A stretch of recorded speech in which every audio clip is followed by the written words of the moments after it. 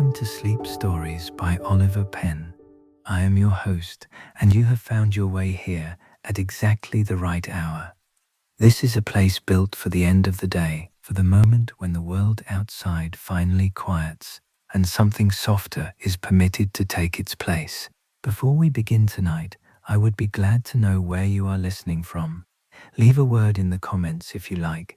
There is something quietly wonderful about knowing that people in different corners of the world are settling into the same story at the same hour.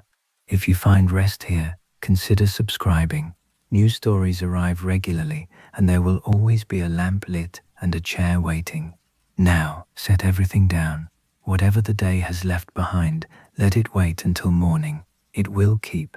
Make yourself comfortable. Close your eyes if you are ready, and take one slow breath. Tonight, I will take you somewhere unhurried, somewhere the light is always amber, the rooms are always warm, and the night outside is always still. All you need to do is listen. The train from York arrived at Greywood Station at 3:15 on a Wednesday afternoon in December, and Clara Reed was the only passenger to step onto the platform carrying a trunk that suggested she intended to stay for more than a few days, and a carpet bag that suggested she was not entirely certain how many days that would be.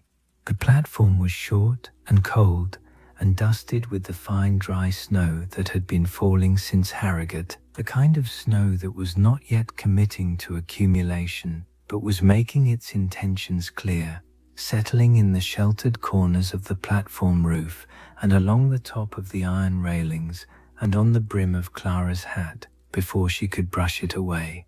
She stood for a moment and let the cold of it settle around her and looked at the sky, which was the particular white-grey of a December sky that has been snowing and intends to continue. She had not been to Yorkshire in 3 years. The last time she had come it had been August, a different country entirely, the moors green and the light long, and Caldwell Cross smelling of something she could never identify in London, but recognized immediately upon arrival, something of the high ground and the particular flowers that grew on it and the particular quality of air that had come over the ridge from the north. August Yorkshire and December Yorkshire were barely the same place. She was prepared for this. She was not entirely prepared for everything else. Her grandmother Agnes Reed had died on the 3rd of December at the age of 74, alone in the rooms above the Clockshop on Caldwell Cross, which was not surprising. Agnes had always been alone in those rooms, had chosen to be alone in them, and had managed the choosing with the quiet competence she brought to everything. The letter from the solicitor had arrived in London on the 6th, and Clara had read it at the kitchen table of the small house in Islington where she lodged, between 2 cups of tea, with the particular quality of stillness that arrives when something you have been half expecting for some time finally arrives and turns out to be just as heavy as you had anticipated. The clock shop and its contents had been left to Clara entirely. She had known it would be. Agnes had told her, not formally, but in the way she told most things, simply and directly and without particular ceremony, as a statement of how things stood rather than a decision requiring response. The shop will be yours when I'm gone, Clara. Do with it what seems right. That had been 3 years ago, in August, the last time she had visited.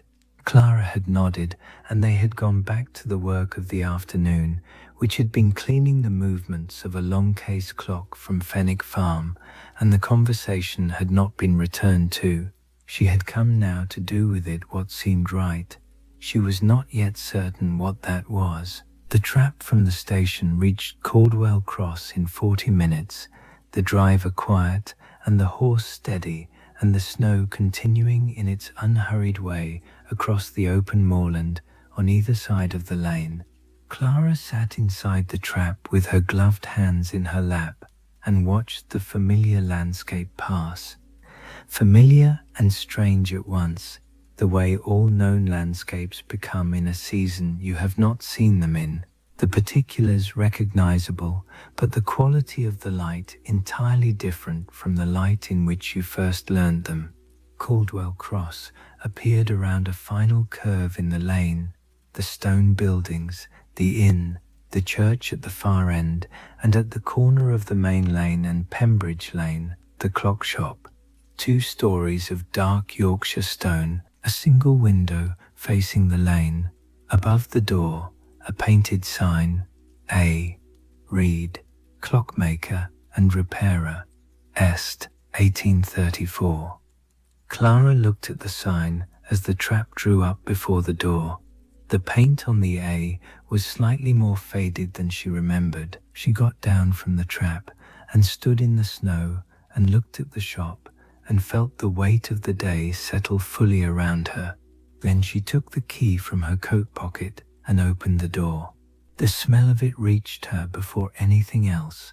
The particular smell she had been carrying in her memory for 3 years without knowing she was carrying it. The smell of the clock shop at Caldwell Cross that was not like the smell of any other place she had been in, and that arrived now with the force of something that has been stored very carefully for a long time and released all at once. Oil, metal, wood, the particular dry sweetness of clock springs and the underlying smell of the stone building itself, which was old and had been doing the same thing for 40 years and had accumulated in its walls and its floors the smell of all those years of careful work. And beneath all of this, very faint but present, her grandmother. Not perfume. Agnes did not wear perfume.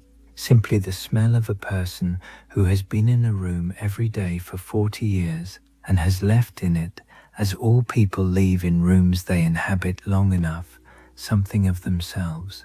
Clara stood in the doorway for a moment and let it settle around her. Then she stepped inside and closed the door behind her, and the cold of the lane was gone, and she was in the shop. It was smaller than she remembered. This was always the way with the rooms of childhood. You returned to them, and they had not changed, and you had, and the difference made itself felt as a change in the room rather than a change in yourself, though you knew this was not accurate. The shop was exactly the dimensions it had always been. The 3 walls of shelving, the clocks on every surface and shelf and hook, the workbench against the far wall with its tools arranged in their precise order, the small iron stove in the corner already cold, the single window looking out at the snow-covered lane. The clocks had stopped. She had known they would have. There had been no one to wind them since Agnes died, and clocks not wound run down and stop as a matter of course. But knowing this and standing in a room full of stopped clocks were different experiences. The silence of the shop was not the ordinary silence of an empty room. It was a specific silence. The silence of things that are usually not silent, the silence of absence rather than the silence of peace. She could feel the weight of all the stopped mechanisms around her, all the small springs unwound to their ends, all the pendulums hanging still. She set her trunk in the corner nearest the door and kept her coat on because the stove was cold and she had not yet found the wood. She walked slowly around the shop, looking at everything without touching anything yet. The tools on the workbench in their order, the mainspring winder, the case opener, the various sizes of screwdriver arranged smallest to largest, the tweezers, the watchmaker's loop still in its leather case, the oil bottles in their rack, 3 of them, each labelled in Agnes's small, precise hand, the repair ledger on the corner of the workbench, closed, the cover worn at the corners. She looked at the shelves. Every shelf held clocks, mantel clocks and bracket clocks and travelling clocks and the occasional pocket watch pinned to a square of velvet, each one with a small card beneath it in Agnes's handwriting, the owner's name, the date it had been brought in, the nature of the repair required. The shop had 4 clocks currently awaiting collection. She could see 4 cards in Agnes's hand, 4 clocks sitting in their places, their owners not yet knowing that the woman who had repaired them was gone. She would have to write to them. Then she looked at the far left of the highest shelf, where she had always looked eventually, where she had always known she would look. The old clock was there, dark oak case, large, entirely still, no card beneath it. She found the wood for the stove in the small outbuilding behind the shop, exactly where it had always been, stacked against the left wall under an oilcloth. The same arrangement Agnes had maintained for 40 years, wood cut to the same length and stacked with the same precision. Clara carried 3 armloads inside before she was satisfied, and lit the stove with the matches from the tin on the shelf above it, which was also where it had always been. The stove took some minutes to establish itself, the cold of the room resisting the first small warmth, with the stubbornness of a room that had been cold for several days and had settled into the cold as into a new condition. Clara stood close to it with her coat still on and waited, and gradually the warmth began to assert itself in the immediate vicinity of the stove, and then to spread, slowly, toward the workbench and the shelves. She lit the lamp on the workbench, an oil lamp, the same one that had always been there, the reservoir still with oil in it, and the shop became amber around her, the stopped clocks on the shelves, catching the lamplight on their faces and their cases, the gold of clock hands, and the dark warmth of wooden cases, and the occasional gleam of polished brass, all of it amber and still and very quiet.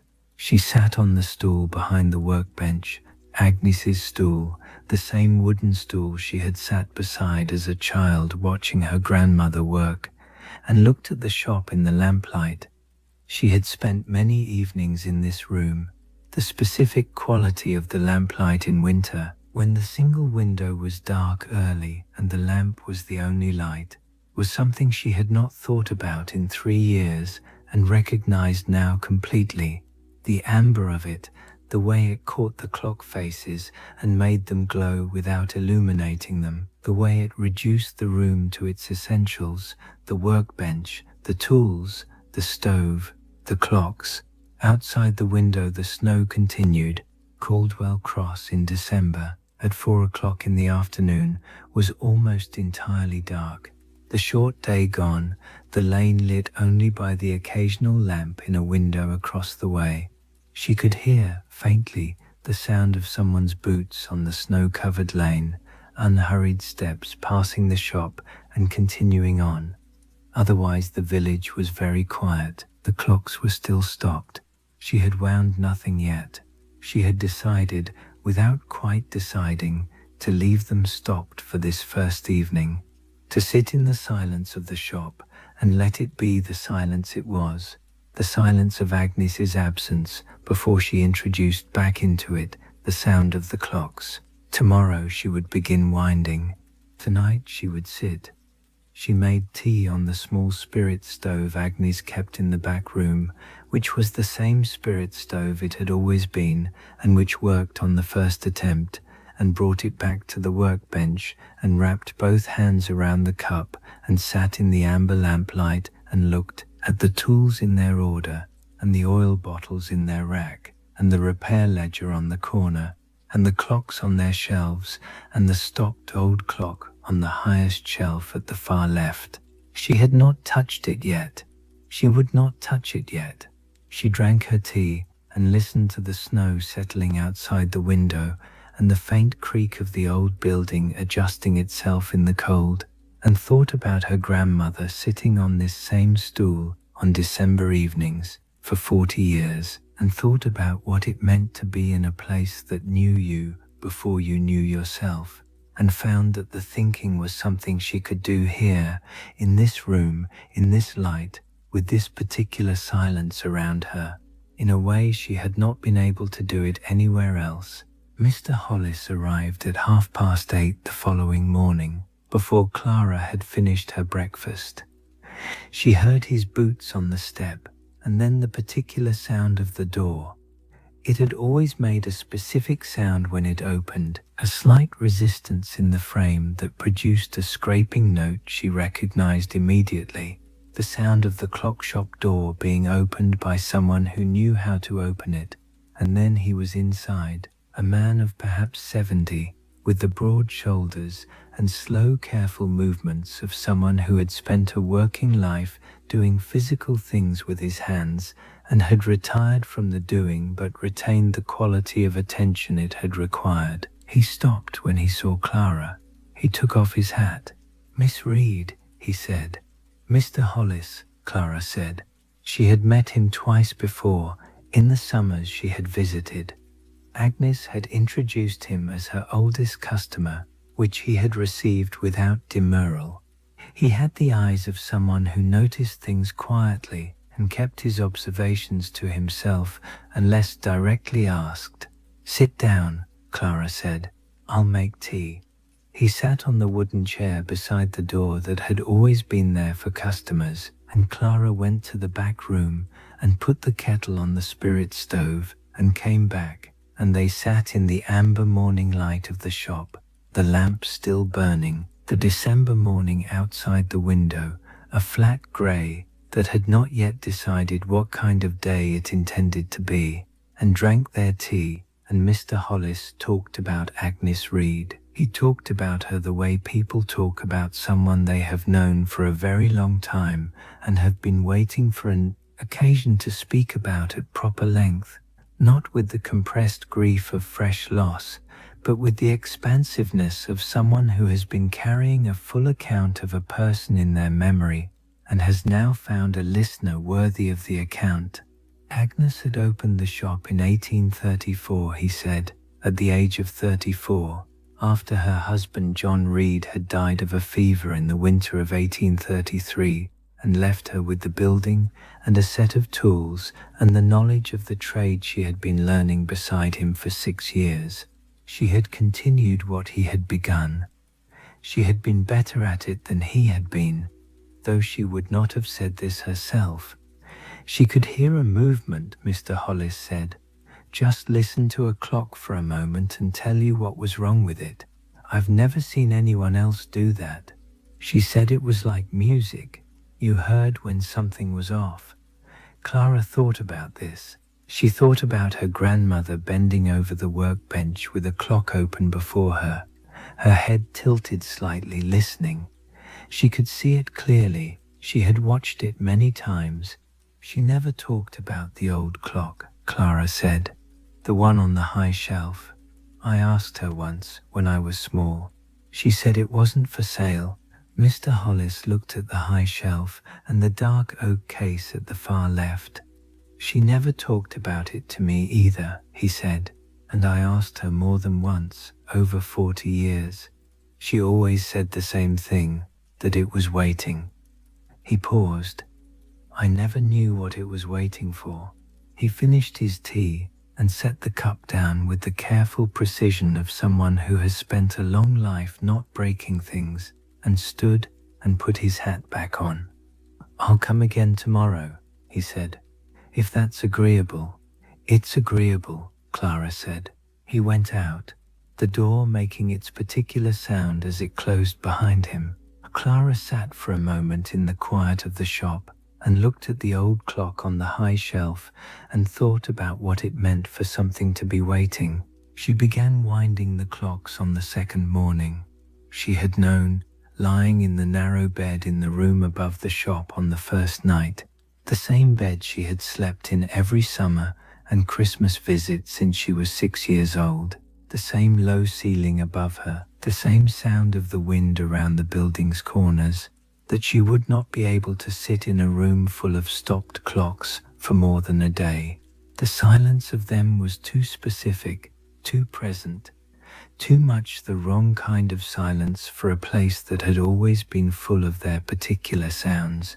She started with the smallest clocks, the travelling clocks and the bracket clocks on the lower shelves, and worked her way up and across the shelves, taking each clock down, opening the case, or finding the winding square, turning the key or the crown the correct number of turns, not too many, the way Agnes had taught her. Enough to set it going, not enough to stress the spring. The number of turns varied by the size and age and type of movement, and she found that she remembered the variations without having to think about them, the knowledge living in her hands rather than in her conscious memory, available when her hands reached for it. As the morning progressed, the shop began to fill with sound, not all at once. The clocks came back to life one at a time, each one resuming its particular contribution to the room's texture of sound, its own rhythm slightly different from its neighbors, its own tick or tock or measured beat joining the accumulating whole. By 10 o'clock there were perhaps a dozen clocks running. By noon there were 20. By mid-afternoon, when she had worked her way through the entire shop, the room was full of the layered, overlapping sound she remembered from childhood. Not a single tick, but a complexity of ticking, the way an orchestra is not a single instrument, but many instruments, each doing their particular thing in the same space at the same time. The result something that could not be reduced to any of its components. She stood in the middle of the shop and listened to it. She had forgotten. 3 years in London, in a flat in Islington, had been long enough to forget the specific quality of this sound. Not to forget that the sound existed, she had thought of it often, but to forget what it was actually like to be inside it, to have it on all sides, to feel it as much as hear it. The small vibrations of many mechanisms running simultaneously in a stone room, producing a physical as well as an auditory presence. She found her eyes were wet. She did not find this surprising exactly, but she had not expected it, which was different. She sat on the stool behind the workbench and let the sound of the shop settle around her, and did not try to do anything with the feeling the sound produced. Simply sat in it the way you sit in a room you have been away from for a long time and are in again, and the being in it is sufficient for the moment, without requiring anything further. The old clock on the high shelf at the far left was still silent. She had not wound it. She had looked at it each time she passed that end of the shelf and had not taken it down. She was not ready to take it down yet, and she had learned over the past 2 days that the shop rewarded the patience of not rushing, that things here had their own timing, which was appropriate in a clock shop, and that her grandmother had understood this better than anyone. Outside the window the December afternoon was already going grey toward dark. The snow had stopped during the night, and the lane was white and still, the village quiet in the way of December afternoons, when the short day has given most of what it has to give, and the evening is approaching. The shop ticked around her. She made tea. She found the repair ledger on the 3rd morning. It had been on the corner of the workbench since she arrived. She had seen it each time she sat at the workbench, had registered its presence as she registered the presence of everything in the shop, with the particular awareness of someone in a familiar room, noting what has changed and what has remained the same. The repair ledger had remained the same. It had always been on the corner of the workbench, always closed, always within reach of whoever was sitting at the stool. She opened it after Mr. Hollis left on the 3rd morning. It was a large ledger, the cover dark with handling, the spine reinforced at some point with a strip of leather that did not quite match the original binding, the repair work of someone who valued the book too much to let it deteriorate, but did not have the materials for a perfect repair, which was characteristic of Agnes, who had always been practical in a way that did not require perfection to be useful. Inside the front cover, in Agnes's small, precise handwriting, A. Reed, Repair Ledger, Caldwell Cross, begun 1834. 40 years of repairs in one book. The entries were dated and arranged in chronological order, each one recording the name of the customer, the type of clock or watch, the nature of the fault, the work done, and the charge. Agnes's handwriting in the early entries was slightly less certain than in the later ones, not illegible. Agnes had always written clearly, but with a quality of deliberateness that softened in the later entries into ease, the handwriting of someone who had done this so many times that the recording had become as natural as the repairing. January the 14th, 1838. Mr. Thomas Caldwell. Bracket clock, mahogany case, French movement, mainspring broken, replaced mainspring, cleaned and oiled movement, regulated. 3 shillings and 6pence. March the 2nd, 1847. Mrs. Hartley of Greywood Hall. Long case clock, oak case, 8-day movement, pendulum suspension spring damaged, repaired suspension, cleaned movement, set in beat, 4 shillings. December the 19th, 1856. The Reverend Moss, Coldmore.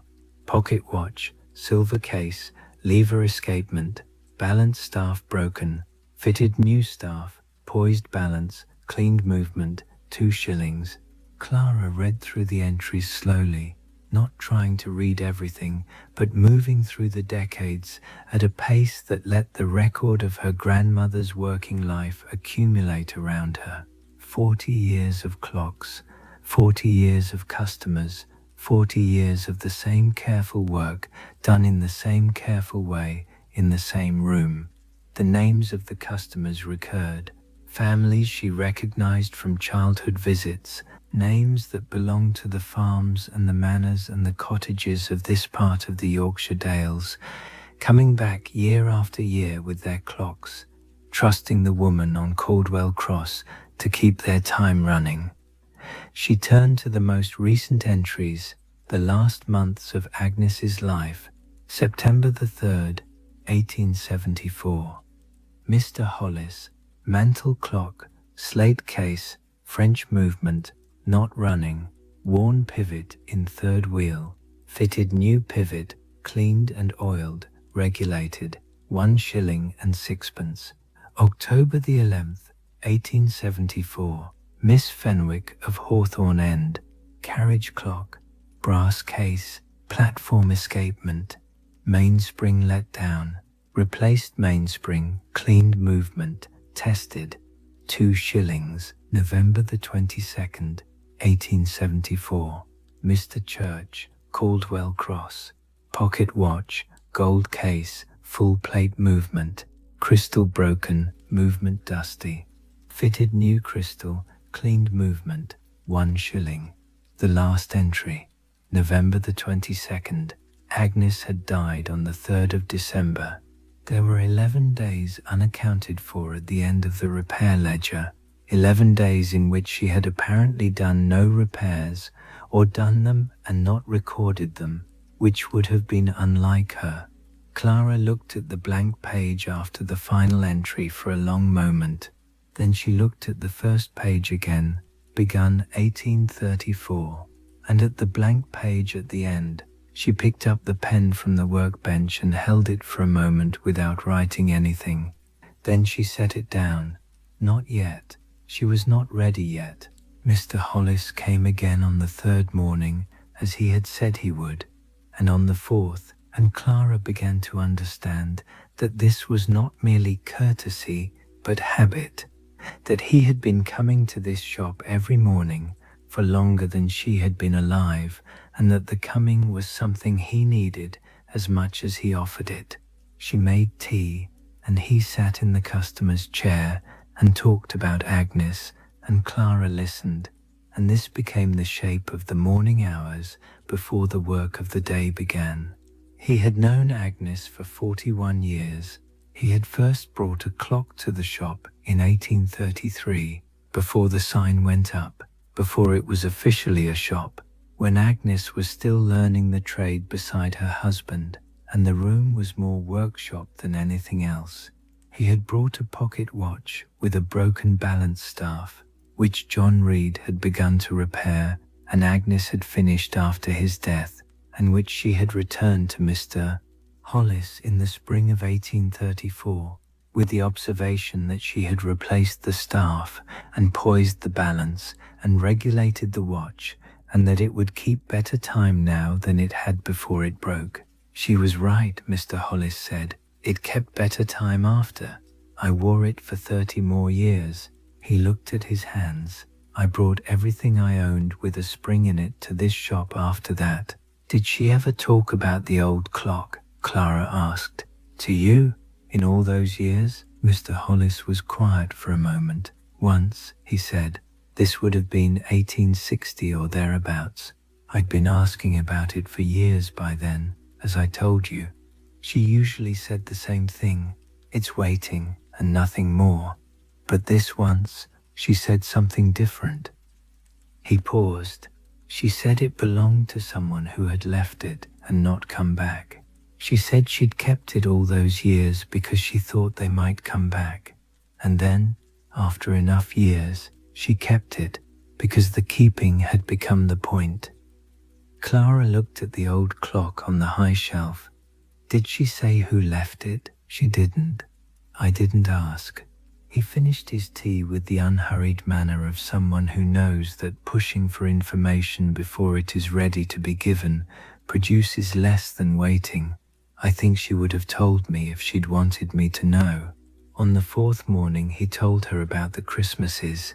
Agnes had kept the shop open until Christmas Eve every year, not because there was always work to be done, though there usually was, people bringing their clocks in at the last moment as people always did, but because the shop was warm and lit, and the village needed warm lit places in the days before Christmas, and Agnes had understood this without making a point of it.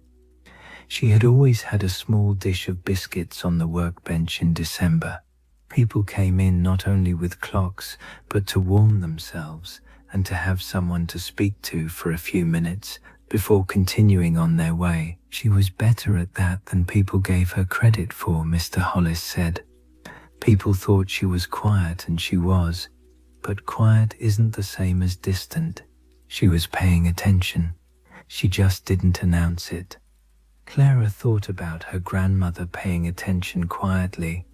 She thought she had inherited this, or something like it, the tendency to receive rather than to project, to listen before speaking. She had always thought of it as a limitation, a social inadequacy.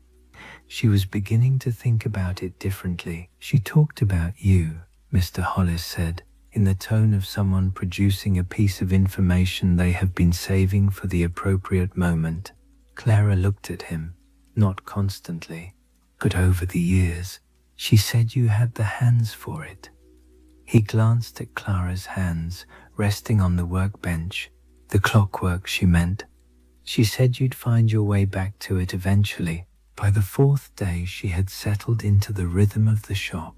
She woke early in the room above, in the narrow bed with its familiar ceiling, and lay for a few minutes in the dark of the December morning, listening to the clocks below. They were audible from the bedroom, not loudly. The floor between the rooms was solid stone and old timber, and reduced the sound considerably, but present, the layered ticking of the shop, rising through the building in the particular way of sound that travels through old structures, the sound of the building being inhabited again. She dressed quickly in the cold of the bedroom. December mornings in Yorkshire required speed in dressing, the room unheated until the stove in the shop below had been burning for an hour, and came downstairs and put more wood on the stove and put the kettle on the spirit stove and stood in the amber lamplight of the early morning shop and listened to the clocks while she waited for the water to boil. The clocks had settled into their rhythms now. When she had first wound them, there had been a quality of disorganization to the sound, the clocks running at their various rates, not yet regulated, not yet settled, the ticking slightly uneven in some of them as the movements warmed up and the oil distributed itself and the escapements found their pace. By the fourth day, the sound had the quality she remembered from childhood, The quality she had not been able to reconstruct in her memory, but recognized completely upon hearing it, the complex, layered, entirely particular sound of many clocks in one room, each one slightly different from the others, the whole producing something greater and more intricate than any single clock could produce alone. She thought about this as she stood in the early morning with her tea. She thought about how it was like music, not in a sentimental way, not as a metaphor, but as an actual structural parallel. The clocks were playing together in the way that instruments in an ensemble played together, each one maintaining its own part, its own rhythm, its own contribution to the overall sound, none of them listening to the others in the way musicians listened, but producing collectively something that had the quality of listening, of response, of a conversation conducted through time. She had said this to Agnes once, when she was perhaps 12, and Agnes had looked at her with the particular expression she wore when she was pleased but not going to say so directly. "That's right," Agnes had said. "You can always tell which one is off." It was true. Even now, even after 3 years away, she found she could identify the clocks that were not quite right. The one on the middle shelf whose balance wheel was running slightly fast, the bracket clock in the corner whose escapement had a very slight irregularity on every fourth beat. She had not consciously listened for these things. She had simply been in the room, and they had made themselves known to her, the way a wrong note makes itself known to a musician even when they are not actively listening. She would regulate them, in time. There was no hurry.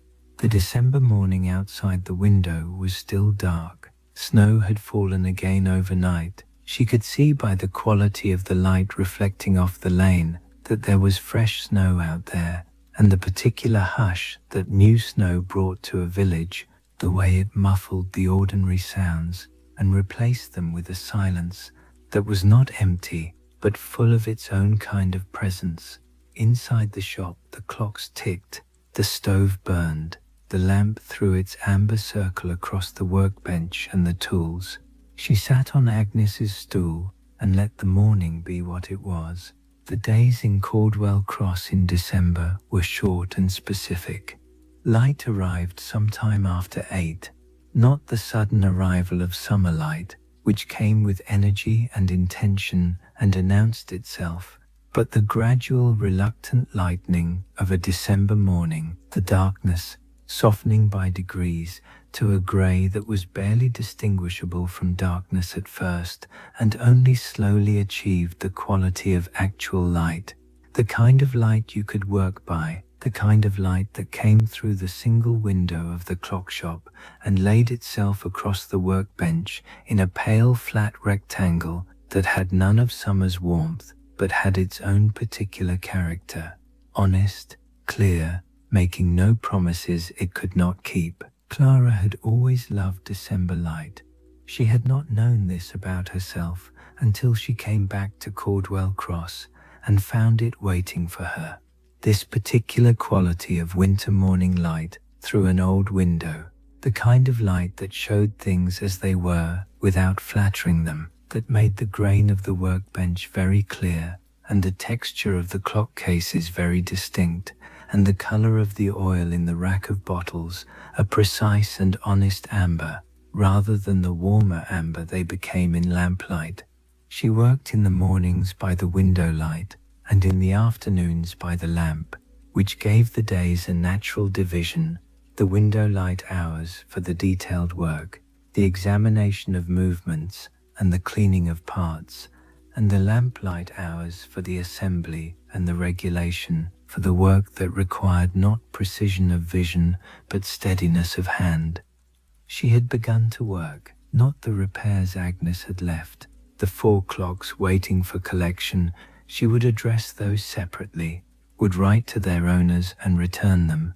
She had begun to work on the clocks that were simply in need of service, the ones that were running but running poorly, the ones whose movements needed cleaning and oiling in the way that all mechanical things need periodic cleaning and oiling if they are to continue doing what they were made to do. The work came back to her hands the way the knowledge of the clocks had come back, not as something retrieved from memory, but as something that had simply been waiting in her, stored in the particular muscles and the particular quality of attention that clockwork required, available when she reached for it. She found this surprising and not surprising. She had been a music teacher for 7 years. The parallel was not exact, but it was real. The close attention to small mechanisms, the patience for repetitive, precise work, the ability to hear when something was off, and the knowledge of what to do when you heard it. The skills were not the same, but they came from the same place in her, the same quality of careful, slow attention that her grandmother had recognized when Clara was 12 and had said, without making much of it, "You have the hands for it." She had thought at the time that Agnes meant the physical hands, the long fingers, the steadiness. She thought now that Agnes had meant something more than that, the hands as the expression of a particular quality of attention, the hands as the outward form of something interior. In the afternoons, when the lamp was lit and the December darkness pressed against the window, she sometimes stopped working and simply listened to the shop, the accumulated ticking of the clocks, the particular rhythms of each movement, the way the sounds wove together into the complex whole she had been listening to since childhood. She thought that this sound was one of the things she had been missing in London without knowing she was missing it. Not the sound itself exactly, but what the sound represented. The presence of time being kept carefully in a warm room in winter. On the 5th evening she read the repair ledger from the beginning. She had been dipping into it since the 3rd morning, reading entries here and there, following particular names or particular types of clock through the decades, getting to know the record piecemeal in the way she had gotten to know the shop piecemeal, one thing at a time. But on the 5th evening, with the stove burning well, and the lamp lit, and the clocks ticking, and the snow falling again outside the window, she sat on the stool and opened the repair ledger to the first page and began at the beginning. A. Reed, repair ledger, Caldwell Cross, begun 1834. The first entries were from the spring of 1834, written in the slightly more deliberate version of Agnes's handwriting that Clara had noted before, careful, precise, but with a quality of intention that later entries did not need, the handwriting of someone establishing a practice and understanding its importance. April the 3rd, 1834. Mr. James Hollis, pocket watch, silver hunter case, full plate movement. Balance staff broken, balance wheel damaged. Fitted new staff and balance wheel, cleaned and oiled movement, regulated. 2 shillings. Mr. Hollis. The first entry in 40 years of entries was Mr. Hollis, or rather Mr. James Hollis, which she supposed was the elder Mr. Hollis, the father of the man who came to the shop each morning. She had not known the family went back that far. She had not known a great many things about the history of this shop and this village that the repair ledger was beginning to tell her. The early entries had a quality she found unexpectedly moving. The charges were very small, sixpences and shillings, occasionally 2 shillings for a substantial job, very rarely more. The work was always described with the same precision regardless of the complexity of the job, the fault identified, the remedy applied, the outcome noted. Agnes at 34, in the first year of the shop, writing her entries with the same careful exactness she would bring to them for 40 years. June the 17th, 1836. A gentleman, name not given, passing through. Small carriage clock, gilt brass case, platform escapement. Not running, reason unknown. examined movement, found broken mainspring, replaced mainspring, could not repair fully as lacking correct part for platform, advised customer, no charge, no charge. Clara read this entry twice. A man passing through, a clock she could not fully repair, and Agnes had charged nothing. She tried to remember if Agnes had ever mentioned this as a policy, the refusal to charge for incomplete work, and could not, but she recognized it as characteristic. Agnes had always been scrupulously honest about what she could and could not do, and had never asked to be paid for less than she had promised. The middle years of the repair ledger, the 1850s and 1860s, had a settled quality, the entries coming at a steady pace, the handwriting consistent and easy, the work described with the efficiency of someone who has been doing the same thing for long enough that the description comes without effort. There were more entries per page in the middle years, more customers, more work, the shop established and known throughout the district, the name A. Reed on the sign having accumulated the weight of 2 decades of reliable work behind it. She read until the lamp needed trimming, and then trimmed it and read further, and the clocks ticked around her, and the snow fell outside, and the stove burned, and the December night settled fully around the building. On the 5th morning she took down the old clock. She had been looking at it since she arrived. Every morning when she came downstairs, every time she passed that end of the highest shelf, every time the lamplight caught the dark oak case and the still face beneath the glass, she had been looking at it and not touching it, in the way she had not rushed to open the repair ledger, in the way she had not wound the clocks on the first evening. The shop rewarded patience. She had been learning this again since she arrived, relearning what she had known as a child and half forgotten in London, where patience was less available and less rewarded. But on the 5th morning she was ready. She brought the step stool from the back room, the same wooden step stool Agnes had always used for the high shelves, the same stool Clara had climbed as a child to look at the clocks on the upper shelves while Agnes worked below, and climbed it carefully and lifted the old clock down with both hands, feeling its weight, which was considerable, the weight of a large movement in a solid case, the weight of something built to last. She carried it to the workbench and set it down under the lamp. It was larger than it appeared on the shelf, approximately 18 inches tall, the oak case deeply grained and very dark with age, the color of old wood that has been in a room for many decades and has absorbed the light and the air and the particular quality of the place into its grain. The face was white enamel, the numerals in black Roman type, the hands of blued steel, all of it still and undamaged behind the convex glass. No maker's name on the face, no indication of origin. She examined the case first, as Agnes had always taught her. Before you open anything, understand what you are opening.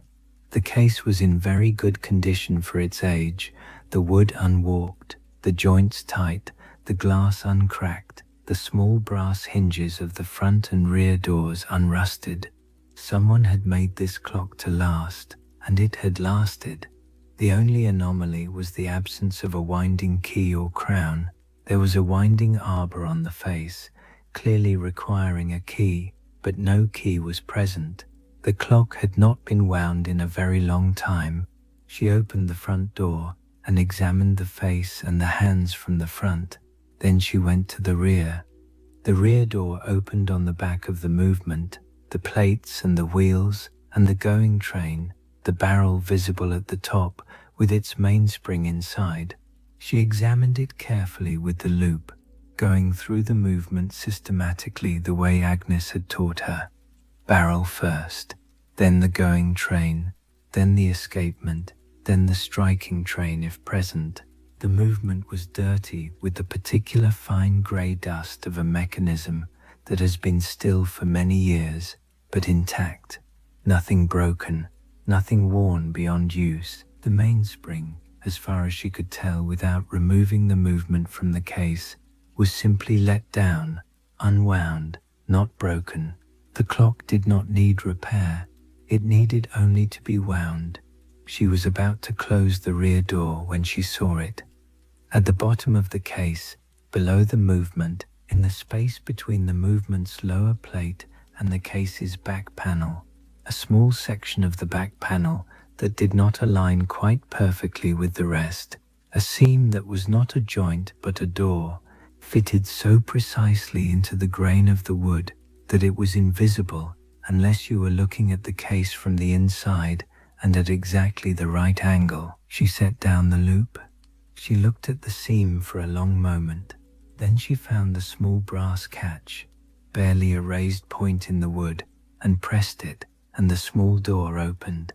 Inside was a space perhaps 4 inches wide and 2 inches deep, and in the space, folded once, a small envelope of cream paper, slightly yellowed with age.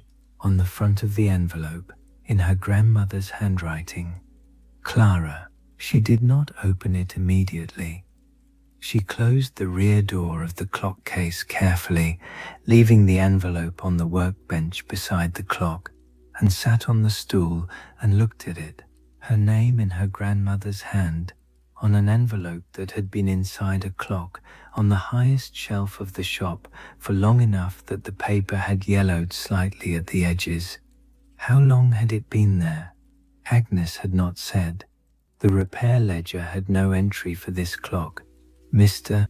Hollis had said Agnes would not speak of it except to say it was waiting for Clara. She made tea before she opened it. This was not a delay. It was a preparation, the same preparation she applied to any delicate work, the clearing of the immediate surroundings, the setting of things in order, the moment of stillness before beginning. She made the tea on the spirit stove and brought it back to the workbench and set it where she always set it, to the left of the lamp, and sat and wrapped both hands around the cup and looked at the envelope and the clock beside it, and the lamp burning amber above both. Outside the window, Caldwell Cross was white and still. The December morning had arrived at its full light, the flat, honest winter light that showed everything clearly. The clocks ticked around her. The stove burned. She set down the cup and picked up the envelope. Inside was a single sheet of paper, folded twice. She unfolded it carefully. Her grandmother's handwriting, smaller than usual, as though Agnes had known she had a certain amount of space and had written accordingly. Clara. This clock came to the shop in December 1834, the winter I opened. A man brought it, young, passing through. He did not say from where or to where. He said the clock had belonged to his mother and that he could not keep it and could not leave it with anyone who did not know how to care for it. He asked me to keep it safe. He said he would come back for it. He did not come back. I waited many years. After enough years, I understood that the waiting itself had become the reason for the keeping, that the clock had become part of the shop and the shop had become part of the clock, and neither was quite complete without the other. I never repaired it because it was not mine to repair. I never sold it because it was not mine to sell. I wound it for the first 10 years and then stopped winding it when I understood that the man was not coming back, that the clock's stillness was the appropriate condition for something being kept rather than used.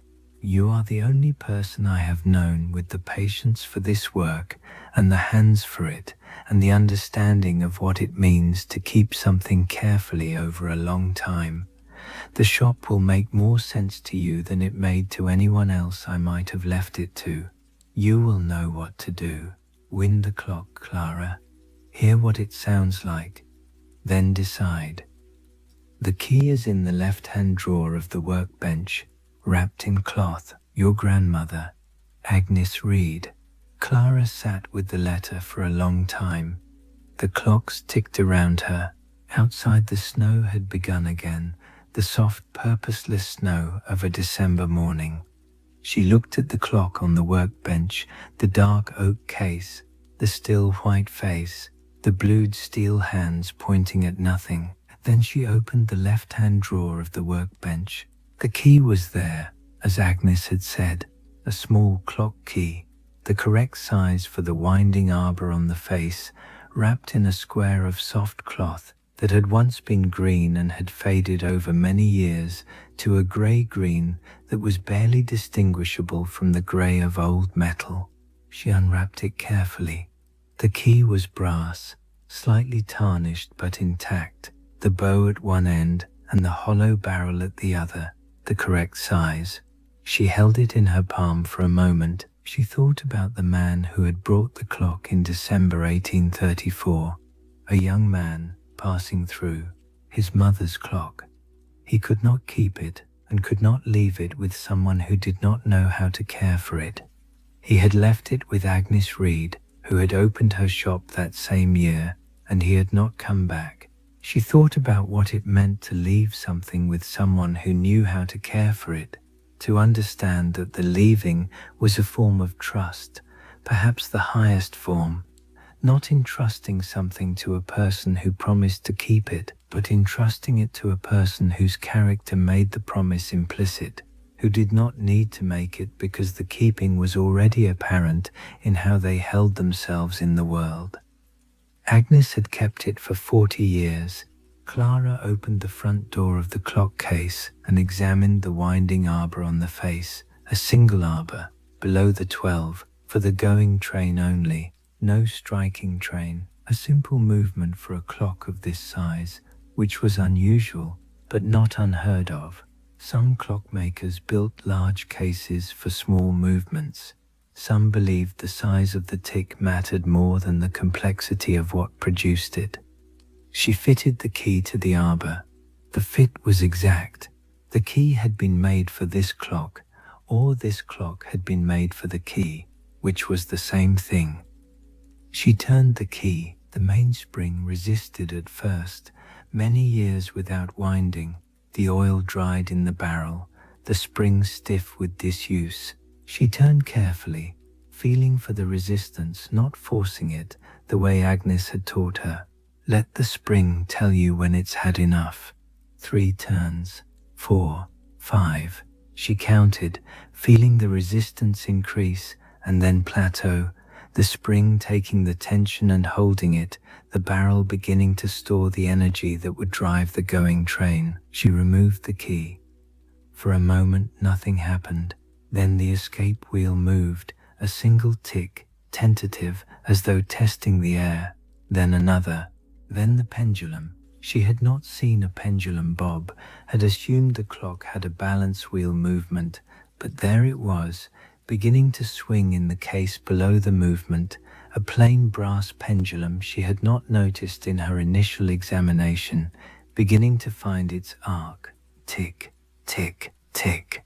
Not the quick light tick of a small clock, but the slow, deliberate tick of a large one, each beat occupying its full time, each beat followed by a beat of silence that was as present as the sound itself.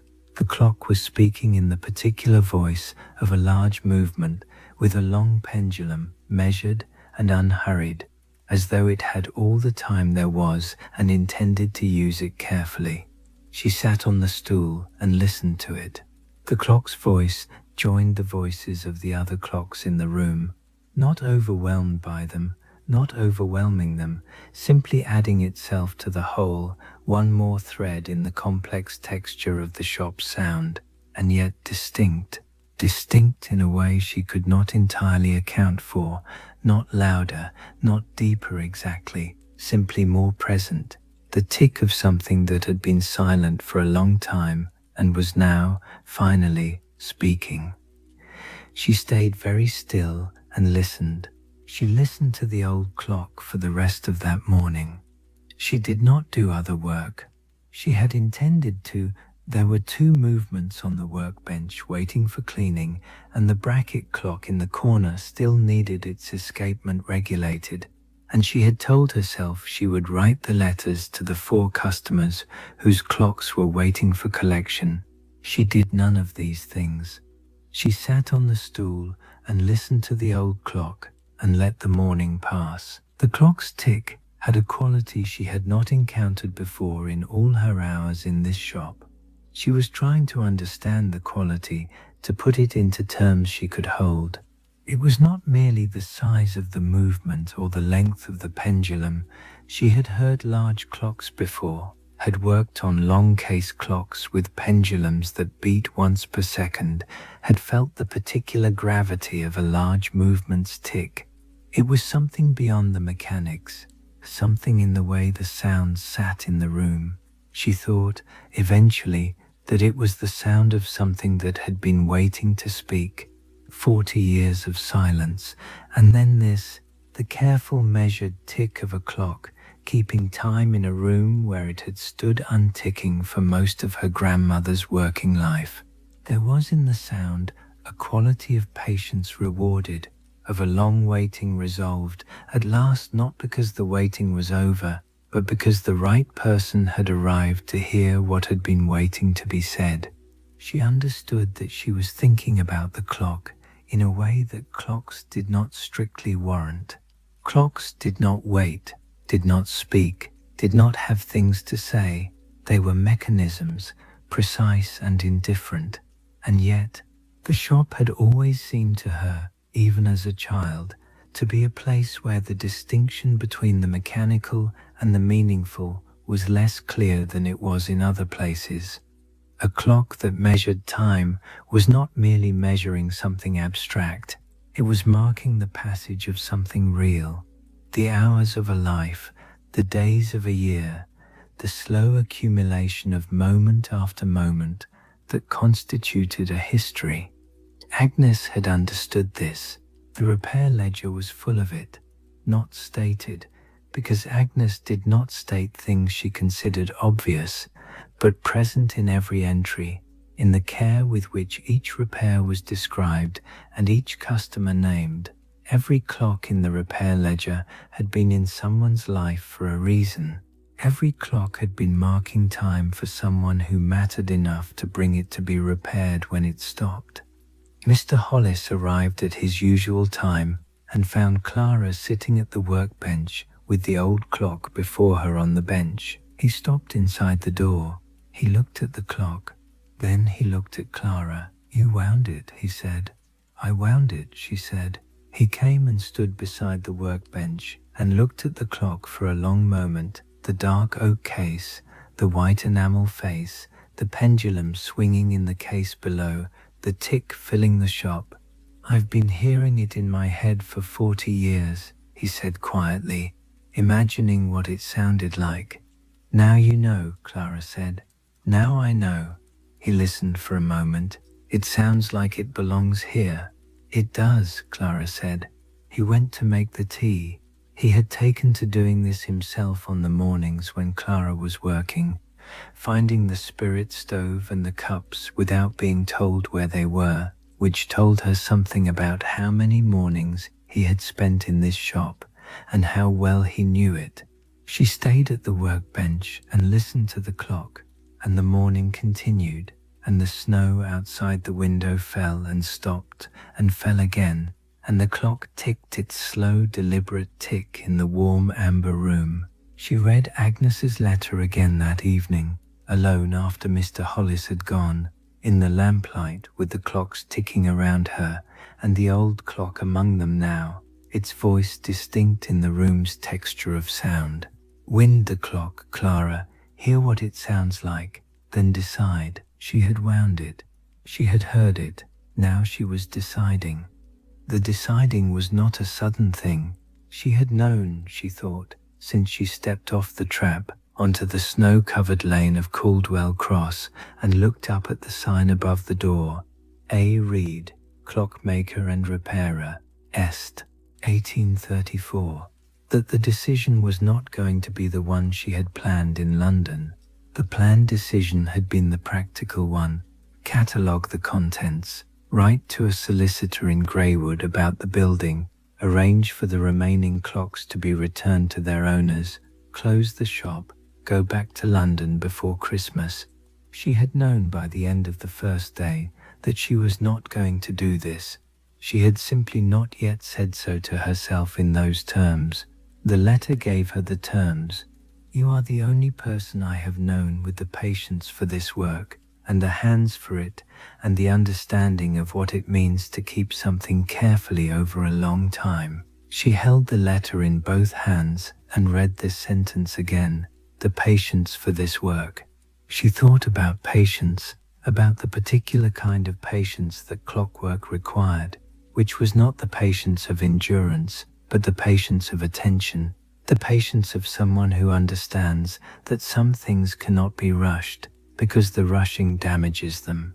She thought about the 7 years of teaching music in London and whether that work had required this kind of patience, and understood that it had, sometimes, but not always, and not in the same way. The shop will make more sense to you than it made to anyone else I might have left it to. She thought about this. She thought about the repair ledger and the 40 years of entries, each one a small precise account of a clock returned to its proper function, time restored to someone's life. She thought about the old clock, its voice now part of the shop's voice, speaking for the first time in the years since Agnes had stopped winding it. She thought about what it meant that Agnes had known in 1834, when a young man left a clock in her care, that it was not hers to repair or sell, but only to keep, and had kept it faithfully for 40 years until the person she had been keeping it for arrived. She set the letter down on the workbench beside the old clock. Then she opened the repair ledger to the blank page after the last entry. She picked up the pen. She dipped it in the inkwell and looked at the blank page for a moment, feeling the weight of what she was about to do, not the writing itself, which was a small act, but what the writing would mean, what it would set in motion, what it was the beginning of. She wrote the date, December the 18th, 1874. Below the date she wrote, C. Reed, clockmaker, Caldwell Cross. Continued. She looked at what she had written. The ink was still wet. Outside the window, the December night was very still. The snow settled, the village quiet in the particular way of villages on cold, clear winter nights, when everyone has gone inside and the street is empty and the stars are very bright above the moors. She set the pen down and closed the repair ledger and sat with her hands in her lap and listened to the clocks. She woke on the 6th morning to the sound of the clocks and something else beneath them, a faint high sound, very distant, that she lay still to identify before she recognized it as the church bells at the far end of Caldwell Cross, marking 7 o'clock in their particular way, each bell struck with the deliberate patience of a mechanism that had been doing this for longer than anyone currently living could account for. She counted the strokes. 7. She had not heard the church bells since she arrived, or rather she had heard them and registered them without attending to them, her attention on the shop and its clocks and the work and Mr. Hollis and the old clock on the high shelf and the letter with her name on it. She heard them now because the morning was very still, the particular stillness that follows a night of hard frost when the air has no movement in it and sound travels further than usual, and because she was listening differently than she had been listening when she arrived. She was listening like someone who intended to stay. She dressed and came downstairs and put wood on the stove and stood in the early dark of the December morning waiting for the room to begin to warm, and looked at the old clock on the workbench where she had left it the night before, not yet returned to the high shelf. She had not decided where it would live now, whether back on the shelf, which was where it had been for 40 years, or somewhere else.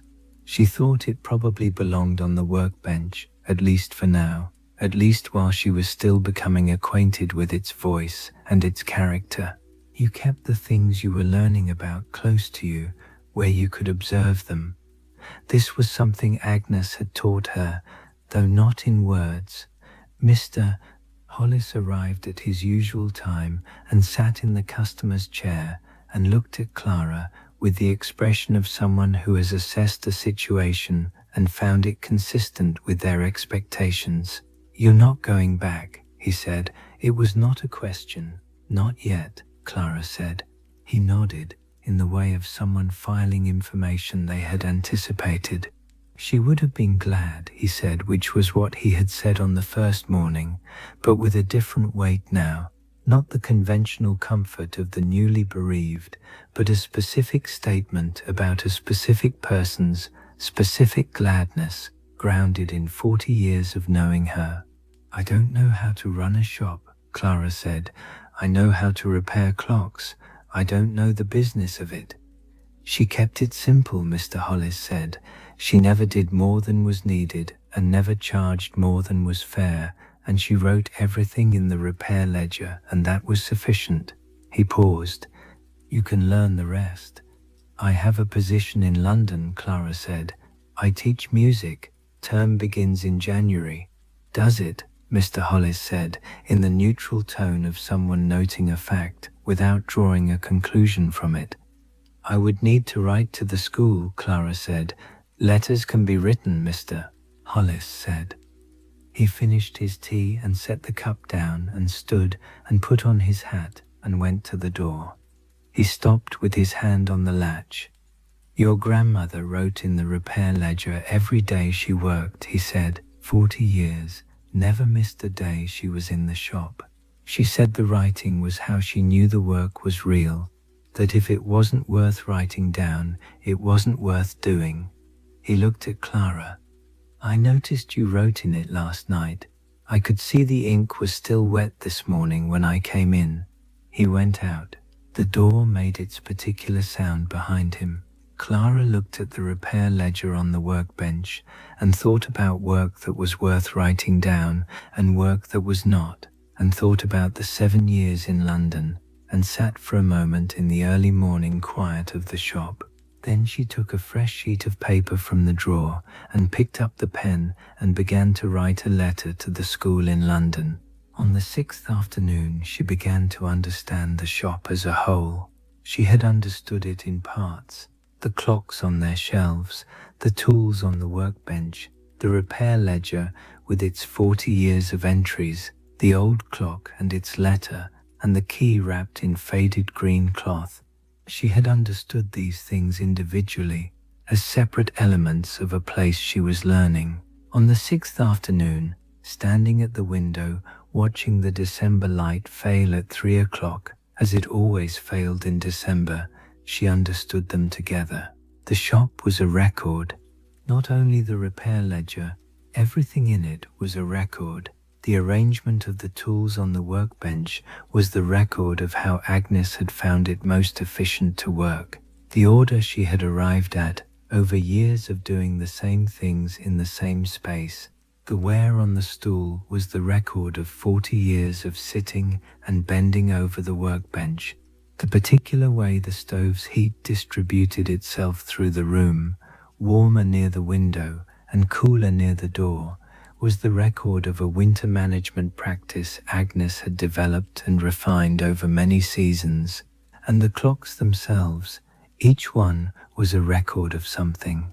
Each one had come from somewhere, from someone's house or someone's pocket, had been carried here when it stopped, and returned when it ran again, and had carried in its movement the record of all the time it had measured and all the rooms it had measured it in.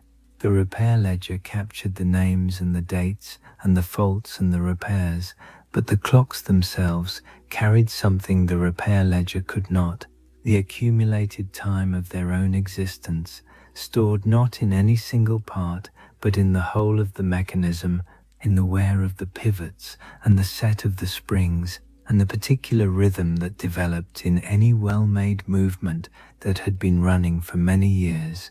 She had thought about this as a child and had not had the words for it then. She had the words for it now. or something closer to words. She went to the repair ledger and opened it to the first entry. April the 3rd, 1834, Mr. James Hollis. She turned to the last entry Agnes had written, November the 22nd, 1874, Mr. Church. Then the blank page she had filled, December the 18th, 1874, C. Reed, clockmaker, Caldwell Cross. Continued. She had chosen this word carefully, standing in the lamplight with the pen in her hand. Not begun. This was not a beginning. The beginning had been Agnes's in 1834, with a pocket watch with a broken balance staff and a new sign above the door. What Clara was doing was something different from beginning, something that required a different word, and the word she had found was continued, which was the accurate word, the word that located her correctly in the story of the shop, which was not the first chapter, but the next one. The lamp needed trimming. She trimmed it, and the room brightened slightly around her, and the clocks ticked and the stove burned, and outside the window, the December darkness of Caldwell Cross was complete, the lane lit only by the occasional amber square of a window across the way, and, at the far end, the faint suggestion of the light from the inn. She sat on the stool and picked up the watchmaker's loop and the movement she had left half cleaned on the workbench, and resumed the work, the small, precise work of cleaning the pivots and the jewels of a French carriage clock movement, the work her hands knew how to do, the work that required the kind of attention the December evening was good for, patient, concentrated, unhurried. It snowed properly on the 7th day, not the tentative intermittent snow of the previous days. This was a committed snowfall, beginning before dawn and continuing through the morning and into the afternoon, the kind of snow that alters the quality of the light inside as well as out, that makes even a lamplight room different, because the whiteness outside the window is reflecting its own particular luminescence into the space and mixing it with the amber of the lamp to produce something neither pure white nor pure amber, but something between them, a quality of light that was specific to snowfall and unlike anything else. Clara noticed this from the moment she came downstairs. The shop looked different, not the arrangement of anything. The tools were in their order, the clocks on their shelves, the old clock on the workbench, but the quality of the light in the room was altered by the snow, the window serving as a kind of amplifier for the whiteness outside, throwing into the room a brightness that the December morning would not ordinarily have possessed. She stood in the middle of the shop and looked at the clocks in this light, and found that she could see things she had not seen before, the texture of the clock cases more clearly, the grain of the wood and the quality of the finishes, the particular colors of the enamel faces, which in the snowlight were revealed as not simply white, but as many different qualities of white, each one the specific white of its particular maker's enamel, some warm and some cool, and some with a barely perceptible tint of cream or blue. She had always known, intellectually, that white was not a single color. The snowlight made this true in a way that went beyond the intellectual. Mr. Hollis did not come that morning. The snow was deep enough by 8 o'clock to make the lane from his house to the shop a considerable undertaking for a man of 70, and Clara did not expect him, and she was right not to expect him. She worked alone in the snowing morning, the shop quiet except for the clocks and the faint sound of the snow itself, not silence but the particular near silence of heavy snowfall, the sound of the world outside being muffled degree by degree as the snow accumulated. At 10 o'clock a woman came to the shop.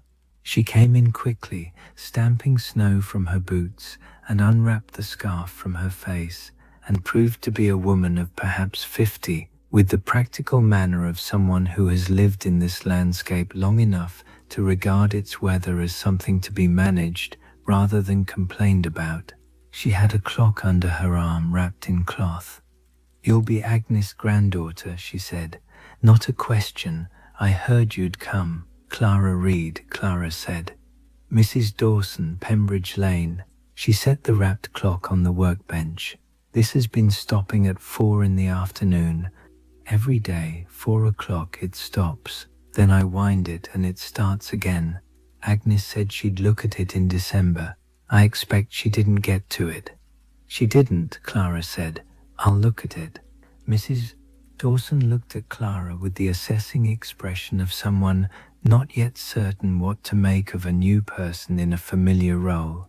Then she looked at the old clock on the workbench, hearing its tick among the others. "Is that the old one?" she said. "Agnes's clock?" "Yes," Clara said. "I see she wound it," Mrs. Dawson said. "I wound it," Clara said. "She left me instructions." Mrs. Dawson looked at her for a moment, then she said, "She was a good woman, the best clockmaker in this part of Yorkshire, and she never made anything of it." She wrapped her scarf back around her face. "I'll come back for the clock when the snow clears." She went out into the snow. Clara stood at the workbench and unwrapped Mrs. Dawson's clock and found the repair ledger and opened it to the next blank line after her own entry and wrote, in careful ink, "December the 19th, 1874, Mrs. Dawson, Pembridge Lane, mantel clock, stops at 4 o'clock daily." The snow continued all afternoon. Clara worked at the workbench through the short December day, the light from the window changing as the snow deepened and the afternoon progressed, the snow brightness of the morning giving way by 2 o'clock to the particular grey of a heavily snowed afternoon, when the clouds above are thick and the light below is reduced to a flat diffuse grey that has no particular direction and seems to come from the snow itself rather than from any source above it. She had examined Mrs. Dawson's clock and found the cause of the afternoon stopping, a piece of debris, very small, a fleck of old dried oil that had worked its way into the escapement and was intermittently catching on the escape wheel in a way that stopped the clock at a particular point in the wheel's rotation. The fault was not serious. The cleaning took most of the afternoon. She worked with the lamp burning and the stove warm behind her and the old clock ticking its slow, deliberate tick among the faster ticking of the other clocks, and she thought as she worked about the letter she had written to the school in London. She had written it that morning before Mr. Hollis would have arrived, sitting at the workbench with the lamp still the only light, the snow not yet properly started. She had written it carefully and with the particular honesty that Agnes had always modelled. No excessive explanation, no apology beyond the genuine apology owed. A clear statement of the situation and what she intended to do about it. She had not posted it yet. She would post it when the snow cleared, which would give her a day or two more before the decision was irrevocable in the way that posted letters made decisions irrevocable. She did not think she would change her mind in that day or two. She thought the time was simply a courtesy to the school and to herself, the proper interval between deciding and acting, the interval Agnes would have recognized as necessary. At 4 o'clock, the precise hour at which Mrs. Dawson's clock stopped every day, she set down her tools and looked up from the workbench. The room was deep amber around her, the lamp and the stove the only warm things in a world that had gone entirely white and grey outside the window. The clocks ticked. The old clock ticked among them. She had been in Caldwell Cross for 7 days. She thought about the 7 years in London, the school, the pupils, the small house in Islington, the life she had made there that was adequate and sometimes more than adequate, and that she had thought was what she wanted, or at least what she had. She thought about the quality of attention that life had required of her, and the quality of attention this shop required, and found the comparison clear in a way it had not been before she arrived. The school had required her to give her attention outward, to the pupils, to the curriculum, to the requirements of other people. The shop required her to give her attention inward and downward, into the mechanisms, into the small, precise world of the movements, into the quality of the work itself. Both were real kinds of attention. She was not dismissing the 7 years. She was understanding that this kind of attention was the one that came most naturally to her, the one that felt least like effort and most like simply being herself. The snow outside the window was still falling. The December afternoon was entirely dark now, the lane invisible, Caldwell Cross reduced to the amber squares of lit windows and the faint suggestion of rooftops under their white. She reached for the movement she had left half assembled on the workbench and picked up the tweezers and resumed the work. She kept the shop open until the evening of the 24th, as Agnes had always done. She had not planned this consciously. She had not said to herself, "I will keep the shop open until Christmas Eve," the way Agnes did, as a deliberate act of continuation. She had simply found each morning that there was work to do and people coming in, and that keeping the shop open was what the situation required, and that this would continue through the 24th, because the 24th was when Agnes had always stopped. In the week since the snow, she had taken in 3 new repairs. Mrs. Dawson's clock returned and collected, a pocket watch from a farmer at Fenwick Farm, whose escapement needed new pallet stones, a bracket clock from the inn at the far end of the lane, whose striking train had stopped. She had written the letters to the 4 customers whose clocks had been waiting since before Agnes died, and 2 of them had already collected their clocks, a young woman from Greywood and an older man from a farm above Coldmoor, who had come in on the same afternoon and had both looked at Clara with the particular expression of people seeing something familiar in an unexpected place. "You look like her," the man from Coldmoor had said, not unkindly, around the eyes. She had written to the school in London and posted the letter on the day the snow cleared. She had received a reply 2 days later, courteous, understanding in the way that organizations are understanding when they have time to find a replacement, which they did, and the matter was settled. She was no longer a music teacher in London. She was a clockmaker in Caldwell Cross, in the same shop where the trade had been practiced since 1834, behind the same sign above the same door, at the same workbench where her grandmother had worked for 40 years. On Christmas Eve, the shop was busy in the way Mr. Hollis had described, people coming in not only with clocks, but to warm themselves and exchange a few words before going on their way.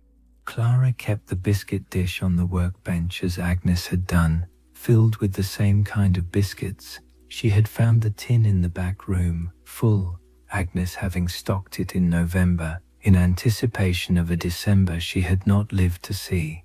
The shop was amber and warm, the clocks ticking, the stove burning, the single window showing the white and lamplight of Caldwell Cross on Christmas Eve. Mr. Hollis came in the afternoon, which was unusual. He always came in the morning.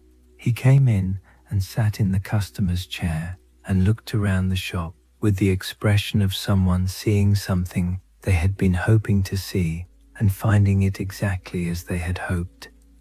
She would have been glad, he said for the 3rd time, but this time he elaborated, which he had not done before. She used to say in the last few years that she was only keeping the shop going until the right person was ready for it. She didn't say who she meant. I think I knew. He stayed until the light went and then put on his hat and coat and went to the door. "Happy Christmas, Miss Reed," he said. "Happy Christmas, Mr. Hollis," she said. He went out into the Christmas Eve of Caldwell Cross. Clara stood at the window and watched him go, his figure dark against the white of the lane. moving unhurriedly toward his house as he had moved unhurriedly through 40 years of mornings in this village, the snow creaking under his boots. She turned back to the shop. The clocks ticked. The old clock ticked among them, its slow, deliberate voice part of the room's voice now, as much a part of it as any of the others. She sat on the stool and was content. She woke on Christmas morning to a silence she had not yet heard in Caldwell Cross, not the silence of the stopped clocks on the first evening that had been the silence of absence, of things not doing what they should be doing, not the snow silence of the seventh day, which had been the silence of the world outside being muffled and reduced. This was a different silence, the silence of Christmas morning in a small Yorkshire village, a silence that was full rather than empty, the silence of many people inside their houses doing the particular quiet things that Christmas morning required of them before the day proper began. She lay in the narrow bed and listened to it, and beneath it, through the floor, rising through the old timber and stone, the clocks, the shop's voice coming up to her in the bedroom as it did every morning, but differently this morning, with a quality of occasion she could not entirely account for and did not try to. She simply received it. She had not arranged to spend Christmas with anyone. This had been a choice made in London before she came. She had written to the cousins she sometimes spent Christmas with and had said she would be in Yorkshire and could not come, and the cousins had understood in the easy way of people who have their own arrangements and are not much inconvenienced by the absence of one more. She did not mind this. She had often found Christmas easier in small doses, the occasion large enough without requiring company to inflate it further. She dressed and came downstairs and found on the doorstep, when she opened the back door to bring in wood, a small wrapped package. She picked it up. On the paper, in a handwriting she recognized as Mr. Hollis's careful script, "For Miss Reed, Merry Christmas." She brought it inside and unwrapped it at the workbench. It was a clock key, not the key she had found in the left-hand drawer. That was specific to the old clock. This was a universal key, the kind that fitted several sizes of winding arbor, the kind that a clockmaker kept on their person and used for the daily winding of clocks in houses and public buildings. The handle was worn smooth from long use, the brass dark with the handling of many years. She turned it in her hands. Then she looked at the note that had been wrapped with it, a small card in the same handwriting. "This was your grandmother's. She gave it to me for safekeeping some months ago. She said to give it to whoever took on the shop. She said the shop would know." Clara held the key in her palm for a long moment. Then she put it in the pocket of her dress, where it settled with the particular weight of something that belonged there, something that had found its proper place after a period of being somewhere else. She lit the stove and put the kettle on and stood in the early morning of Christmas Day in the clock shop at Caldwell Cross and listened to the clocks and thought about her grandmother giving this key to Mr. Hollis for safekeeping months ago before she died, understanding that the giving and the keeping and the eventual passing on were all part of the same continuity that the shop itself represented, the continuity of work done carefully in one place over a long time, passed from one pair of hands to the next, not with ceremony, but with the simple practical gesture of a key changing hands. Outside the window, Caldwell Cross was white and still. The church bells began at 10, not 7 strokes, then a pause, then the longer ringing of the Christmas service beginning, the sound travelling clearly in the cold, still air. She made her tea and sat on the stool and listened to the bells and the clocks together. The afternoon of Christmas Day was the quietest she had spent in Caldwell Cross. The shop was closed. She had put the closed sign in the window for the first time since she arrived, the same card Agnes had used. the same handwriting on it, slightly faded, closed, open again the 26th. She was not working. She had given herself the afternoon as a deliberate thing, the way Agnes had given herself Christmas afternoon, which Mr. Hollis had told her was the one time in the year when Agnes stopped entirely, when she put the tools in their places and closed the repair ledger and sat by the stove with a book, or simply sat. Clara sat by the stove. She had found a book in the room above the shop. Not the only book up there. Agnes had kept a small shelf of them, but the one she had taken down because she recognized it from childhood visits, a volume of poetry she had seen on the shelf every time she had come to Caldwell Cross, and had never read because she had always been too busy, or too young, or too focused on the clocks. She read it now in the afternoon quiet, the clocks ticking around her, the shop amber and warm, and found that the poems did what good poems do in the right circumstances. They made the room larger and smaller at the same time, expanding the available world and making the immediate surroundings more precisely felt. She thought about her grandmother sitting in this same room on Christmas afternoons for 40 years, whether she had read the same book, whether she had thought about the years behind her and the years ahead, the way Clara was thinking about them now, or whether she had simply sat in the shop and let the afternoon be what it was without requiring it to be more. She thought Agnes had probably done the latter.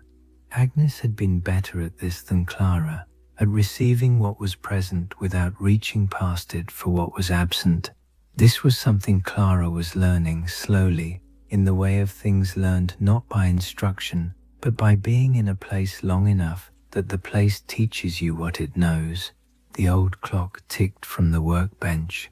She had moved it the previous day to the left end of the workbench rather than the high shelf, close enough to see and hear easily, where she could observe it during the work of the day.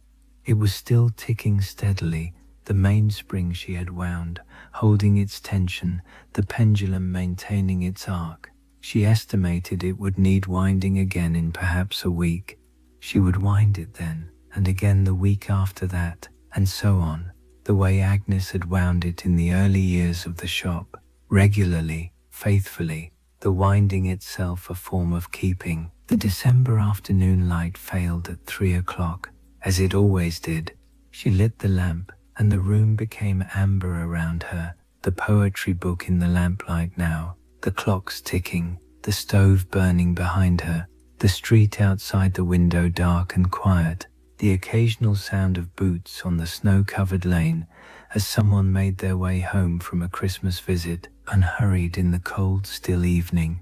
She closed the book at 4 and set it on the shelf beside the stove, and picked up a small movement she had been meaning to examine, a carriage clock escapement with a damaged pallet, and sat at the workbench and began, very slowly, to understand what was wrong with it. The afternoon became evening. She worked, and the clocks ticked, and outside Caldwell Cross was quiet on its Christmas evening, the snow on the lane undisturbed, the stars above the moors very bright in the cold, clear air. The days between Christmas and the New Year had a particular quality in Caldwell Cross that Clara had not experienced before, because she had never been here in this precise interval between things. She had spent Christmases here as a child, had arrived on the 23rd or the 24th, and left on the 26th or the 27th, the visit bracketed by the occasion, the village seen only in its Christmas mode. She had never been here in the afterwards, the quiet days between Christmas and January, when the occasion had passed and the new year had not yet begun, and the village existed in a kind of suspension, the ordinary routines not yet fully resumed, the extraordinary not quite over. She found she liked it. The shop was open again from the 26th.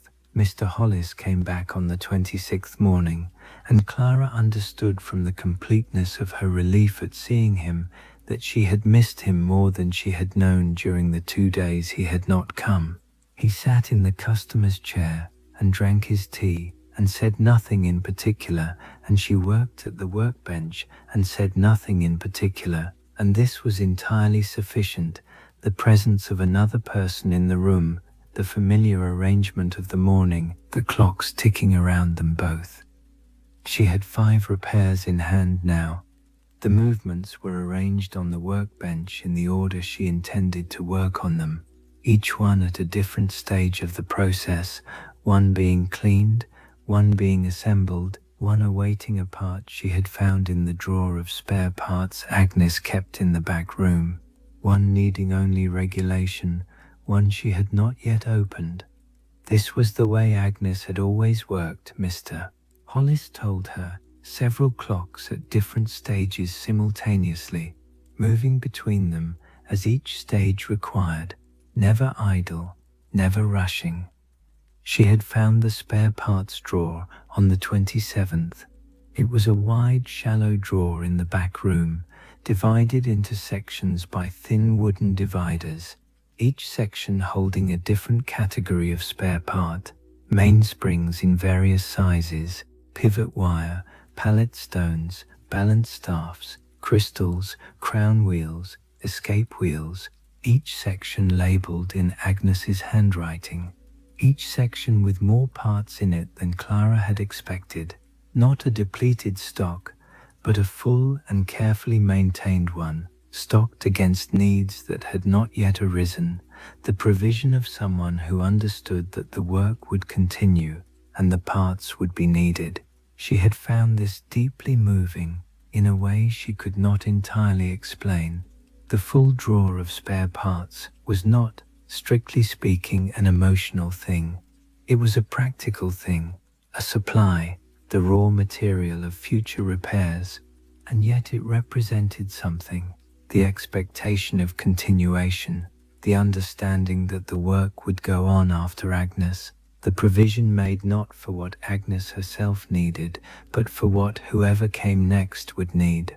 On the 28th she wrote the first entry in the repair ledger, in her own complete hand. December the 28th, 1874. Mr. Fenwick, Hawthorne End Farm. Pocket watch, silver hunter case, Swiss movement, not running, found broken pivot in 4th wheel, fitted new pivot from stock, cleaned and oiled movement, regulated, 1 shilling and 6pence. She read it back. The format was Agnes's, the same columns, the same precision, the same information recorded in the same order. The handwriting was her own. She thought this was right. The form continued. The hand changed. This was what continuation meant. On the last evening of December she stayed in the shop until midnight. She had not planned this with any particular intention. She had not said to herself, "I will see the new year in at the workbench," as a gesture or a ceremony. She had simply been working in the evening and found, when she looked up from the movement she was regulating, that it was 11:30 and had decided to stay for the remainder of the hour. The shop was very quiet at this time of night. The clocks ticked. They always ticked. They had been ticking day and night since she wound them on the second morning, their mechanisms continuing regardless of the hour, regardless of whether anyone was present to hear them, continuing because continuing was what they were made for and what they did. But the village outside the window was quieter than usual, some of the windows across the lane still lit, but the lane itself empty, the sound of the occasional voice reaching her only faintly from the direction of the inn. She was regulating the old clock. It had been running slightly fast, a minute per day, which was not serious but was not correct, and correct was the standard. She had made the adjustment to the pendulum rating nut that morning, lowering it slightly to slow the pendulum's arc by the necessary fraction, and had been monitoring the clock through the day to confirm the adjustment had achieved the intended effect. It had. By evening the clock was running to the second. She sat at the workbench in the lamplight and watched the old clock and thought about what it meant that this mechanism, which had been still for many years, which had been standing on a high shelf in a cold corner of a clock shop for longer than she had been alive, was now running correctly, was now keeping accurate time in the shop where it had been kept but not used for so long. It was keeping time the way all the other clocks were keeping time. It had joined the work of the shop. The waiting was over. At 5 minutes to midnight she got up from the stool and went to the window and looked out at the last minutes of 1874. Caldwell Cross was almost entirely still. The snow from the previous week had been walked down to a hard-packed white on the lane. The buildings dark except for 2 or 3 windows at the inn where a gathering of some kind was audible, very faintly, as a low, warm murmur of voices. Above the rooftops the sky was very clear, the stars, the hard bright stars of a cold December night. She heard the church bells begin at midnight, not 7 strokes, but a long ringing, the particular ringing of the new year, the bells going on far longer than their usual measured count, ringing with an enthusiasm that the regular hourly strikes did not attempt, the sound filling the cold still air of Caldwell Cross and travelling out across the moorland in every direction. She stood at the window and listened. Behind her the clocks continued.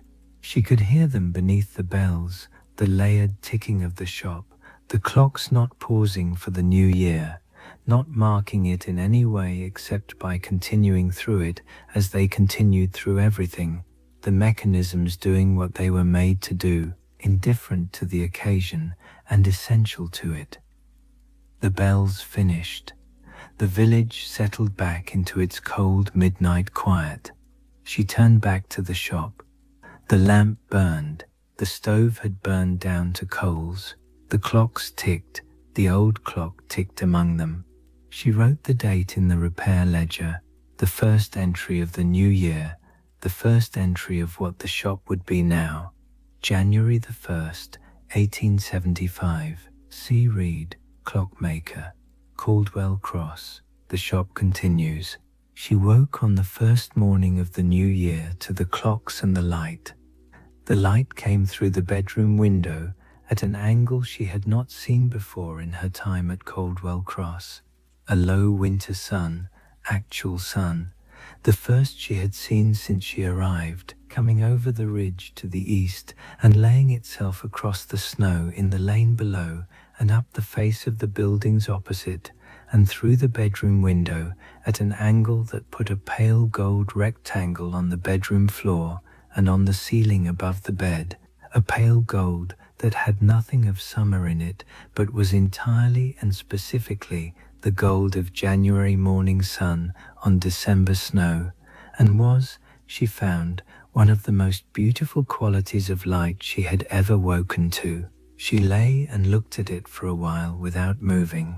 She had lived in London for 7 years, and in that time had woken to many kinds of light, the grey light of London mornings most commonly, the yellowish light of the gas-lit street coming through the curtain, the occasional pale winter sun when the clouds cleared for a few hours, and the light came through at the low angle of winter and made the city briefly and surprisingly beautiful. She had not thought of herself as someone for whom the quality of morning light was a significant matter. She was thinking differently about this now. She dressed and came downstairs and found the shop in its New Year morning state, the clocks ticking, the stove cold and needing relighting, the lamp burned out, the daylight from the window laying its pale rectangle across the workbench and the tools and the old clock and the repair ledger. She relit the stove, and while it established itself, she stood at the window and looked at the lane in the New Year morning sun. The snow was very bright in the direct light. The shadows of the buildings fell across it in long blue-grey lines, and where the sun reached it directly, the snow was almost too bright to look at comfortably. the particular brightness of fresh snow in winter sunlight that exists nowhere else in the world. Caldwell Cross, on a January morning, with snow on the ground and sun on the snow, was a specific and beautiful thing. She put the kettle on and sat at the workbench to wait for it, and while she waited she opened the repair ledger and read through the entries she had made since she arrived. 6 entries in her own hand now, each one in the format Agnes had established and she had continued. She read them in order and found them satisfying in the way that any accurate record is satisfying, not dramatic, not more than what they were, but true and clear and in their proper order. Then she turned to a new page and wrote, January the 1st, 1875. She paused, the pen in her hand, the page blank below the date. She was not sure what to write. There was no repair to record. The new year was only an hour old, and no one had yet brought anything to be mended. But the page wanted something, and she had the pen, and the morning was the first morning of what the shop would be from here, and it seemed right to mark it. She wrote, The sun is on the snow, the shop is open, the clocks are running. She looked at what she had written. Agnes would not have written this. It was not a repair entry. It was not in the format. It was something else entirely.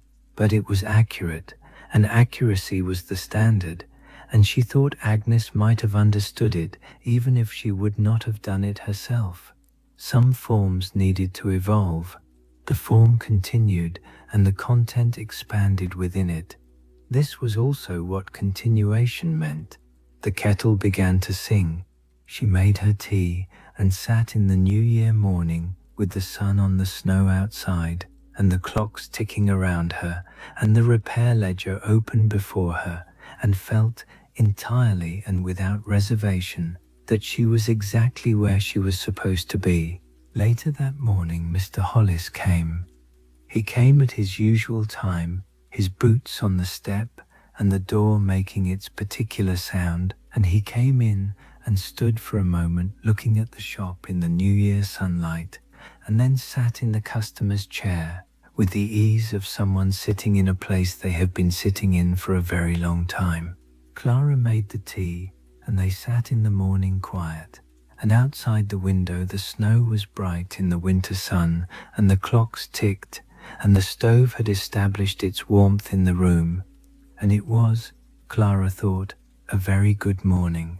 She would have been glad, Mr. Hollis said for the 4th time. But now, finally, he said more. She told me once, this was a few years ago, that the thing she was most afraid of was the shop ending, not her own ending. She was practical about that.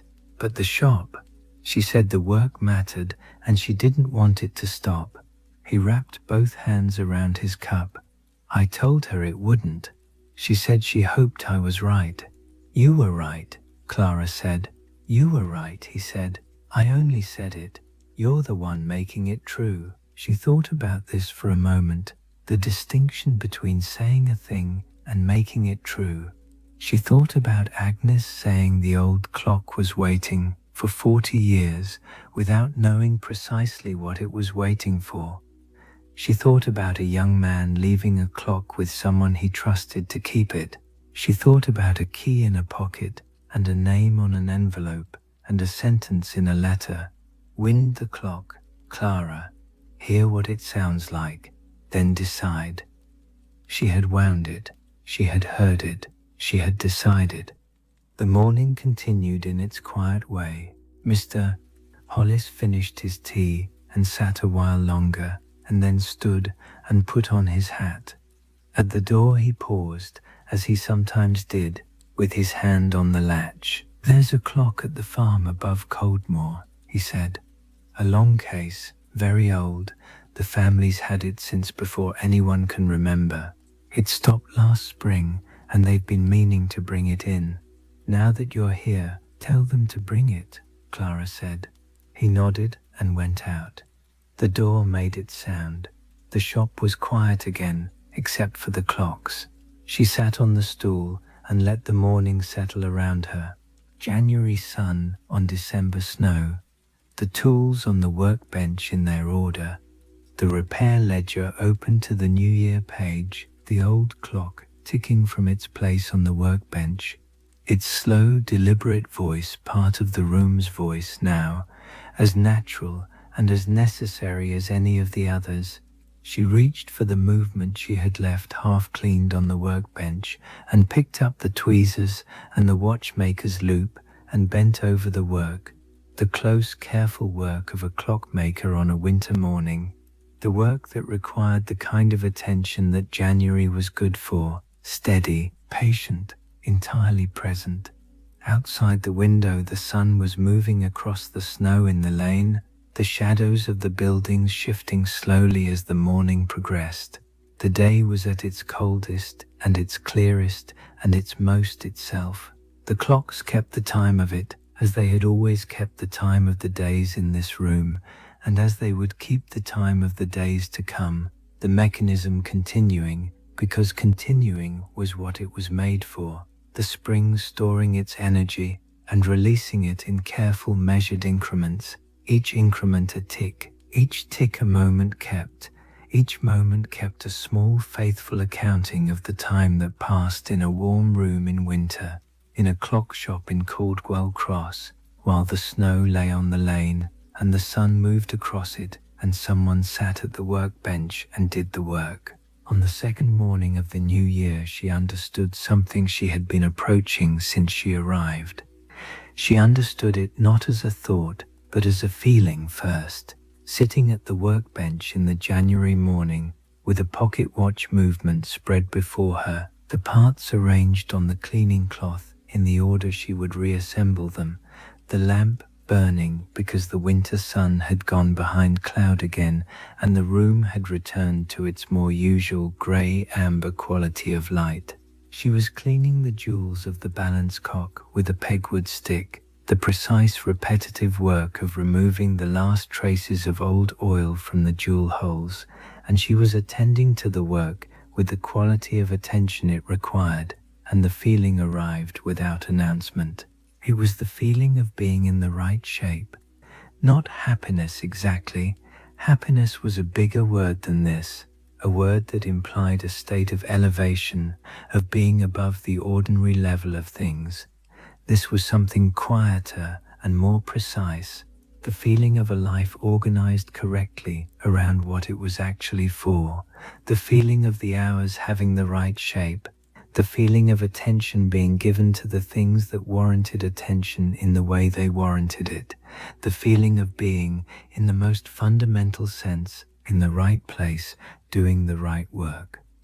She had not felt this in London. She had felt useful in London, and capable and occasionally satisfied, and she had thought those things were sufficient, and they had been sufficient for a time. But sufficient was not the same as right. She understood the difference now, sitting at the workbench in January, with the watch parts spread before her, and the clocks ticking, and the stove burning, and the lane outside showing the particular grey of a Yorkshire winter morning that made no promises but kept the ones it made. She thought about Agnes arriving at this same understanding. When had it arrived for Agnes? In the first year of the shop, or later? Or had it never been a moment of arrival but simply always been present, the understanding there from the beginning, because Agnes had always known what she was for and had simply arranged her life accordingly? She thought Agnes had probably always known. Some people were like this, clear about themselves from the beginning, in a way that made the searching unnecessary, the clarity not a gift exactly, but a character, the character of someone who looks at the available options and understands immediately which one is theirs. Agnes had been this kind of person. Clara was not, quite, or had not been. She had needed to come back here. She had needed the 7 years in London, and the letter from the solicitor, and the train to Greywood, and the door with its particular sound, and the stopped clocks, and the old clock on the high shelf, and the letter with her name on it. She had needed all of it to arrive here. She was here now. The arriving had taken the form it needed to take, which was the only form it could have taken, which was the form of her specific life and no one else's.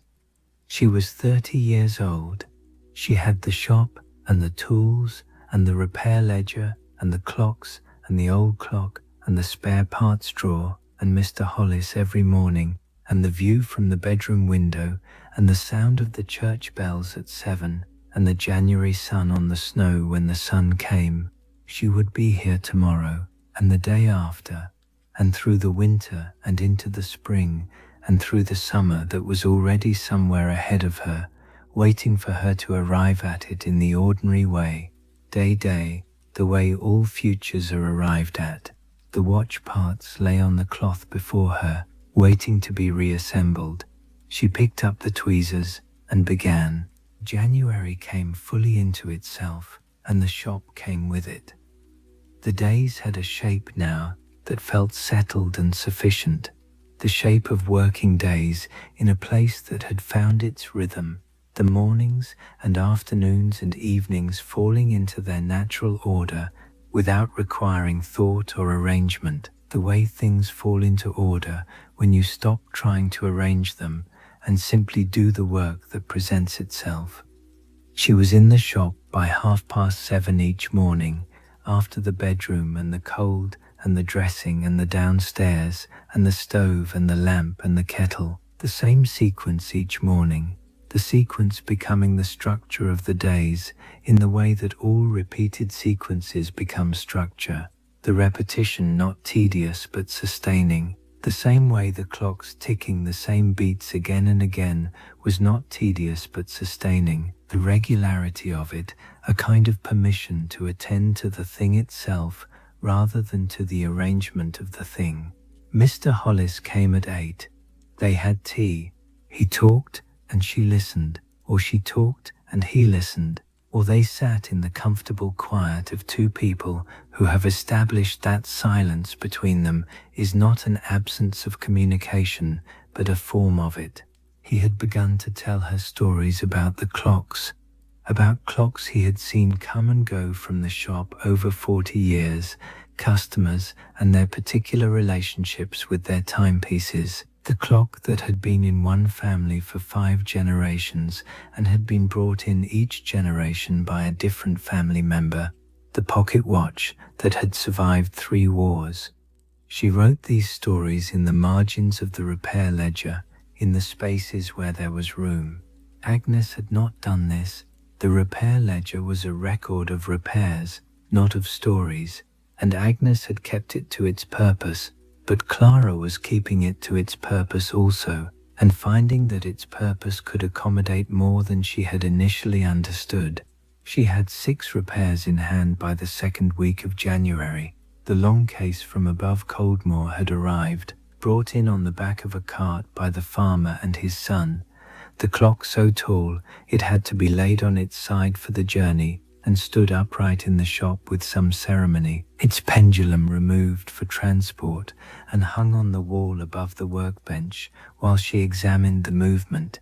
She had found the fault within the hour, a broken click spring in the striking train, and had written the entry in the repair ledger and set to work. This was the work. The faults found and the parts fitted and the movements cleaned and the clocks returned to their proper function, each one an act of restoration, of time given back to someone who had been without it. She had not thought about the work in these terms before, or not explicitly, but she thought about it now and found the terms accurate. Clockwork was the maintenance of time, not the creation of it, not the ownership of it, but the keeping of it in good order for those who depended on it. Agnes had done this for 40 years. She was doing it now. She would do it for as long as the work continued to need doing, which was likely to be a very long time. The January days shortened toward their end, and then lengthened again, almost imperceptibly at first.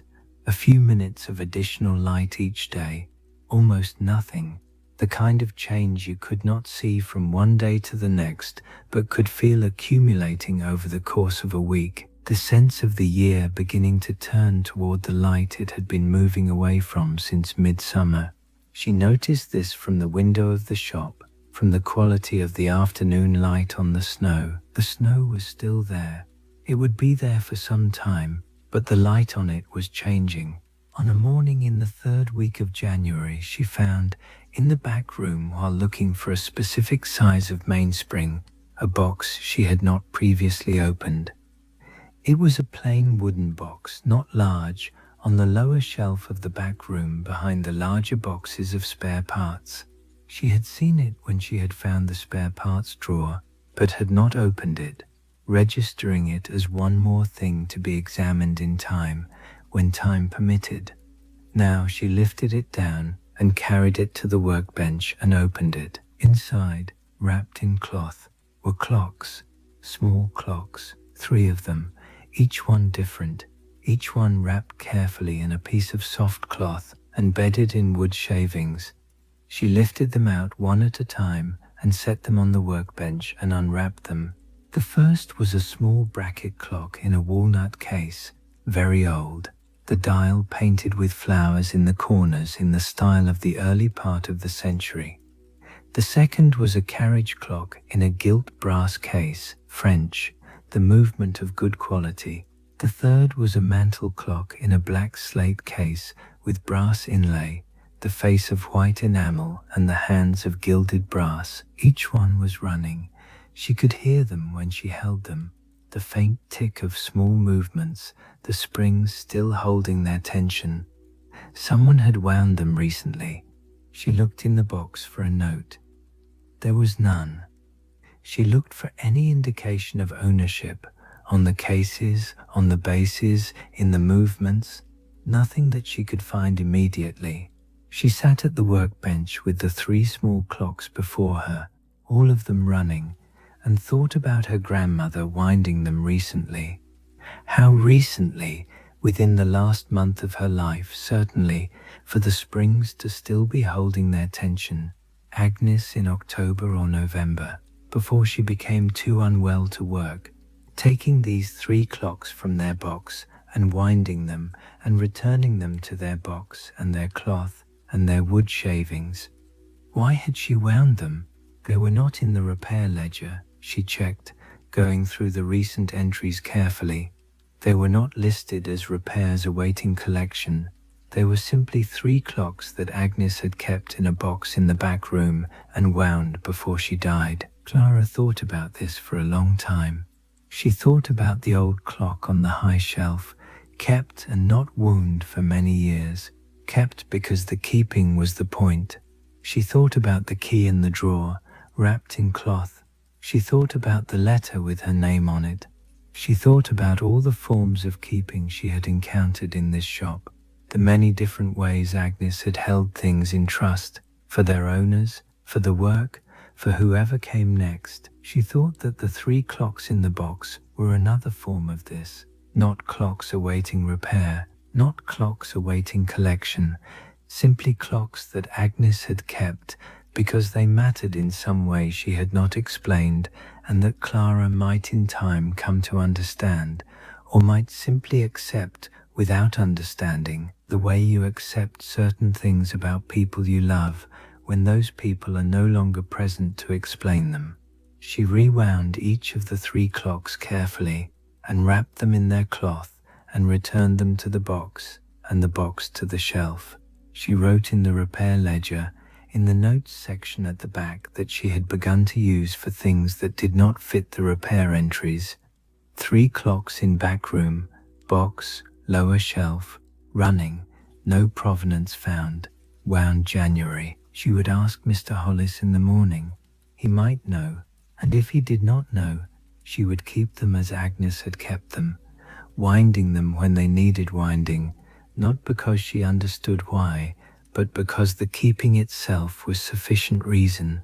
And that is where we leave Clara Reed tonight, in the Clockshop at Caldwell Cross, in the 3rd week of January 1875, In the particular quiet of a winter morning, when the work is going well and the room is warm and the snow on the lane outside the window is beginning, very slowly and almost imperceptibly, to show at its edges the first suggestion of the melt that will come in its own time and cannot be hurried.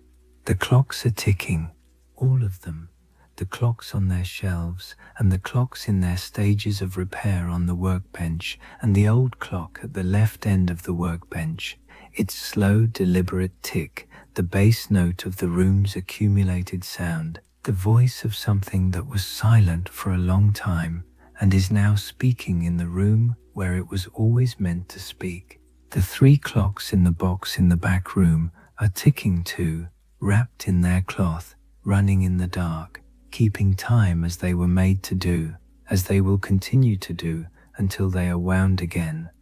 The repair ledger is open on the workbench. The most recent entry is in Clara's hand, the watch from above Coldmore, returned yesterday. The entry precise and complete in the format Agnes established in 1834, and Clara is continuing now, the same columns, the same precision, a different hand. The pen is beside the inkwell, ready. The key is in Clara's pocket, Agnes's key, passed to Mr. Hollis for safekeeping and passed from Mr.